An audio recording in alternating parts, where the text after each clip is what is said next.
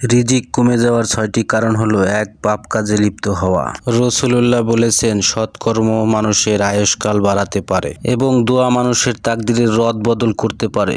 আর মানুষ তার পাপ কাজের কারণে প্রাপ্য রিজিক থেকে বঞ্চিত হয়। ২. কৃতজ্ঞতা আদায় না করা। আল্লাহ তাআলা পবিত্র কোরআনে ইরশাদ করেছেন, আর যদি অকৃতজ্ঞ হও তবে মনে রেখো আমার শাস্তি বড়ই কঠোর। ৩. মিথ্যা কসম খাওয়া বা ধোঁকা দেওয়া। রাসূলুল্লাহ সাল্লাল্লাহু আলাইহি ওয়াসাল্লাম বলেছেন, বেচাকেনা করার সময় তোমরা অধিক কসম করা থেকে সাবধান থেকো, কারণ মিথ্যা কসমের দ্বারা বিক্রি বেশি হয় কিন্তু বরকত ধ্বংস হয়ে যায়। ৪. সুদের কারবার করা। আল্লাহ তাআলা পবিত্র কোরআনে স্পষ্ট ভাষায় বলেছেন, আল্লাহ সুদকে ধ্বংস করে দেন এবং সদাকাকে বর্ধিত করে দেন। ৫. জাকাত না দেওয়া। রাসূল সাল্লাল্লাহু আলাইহি ওয়াসাল্লাম বলেছেন, যখন কোনো জাতি জাকাত আদায় করা বন্ধ করে দেয়, আসমান থেকে তখন বৃষ্টি বর্ষণ বন্ধ করে দেওয়া হয়। ৬. হারাম উপার্জন।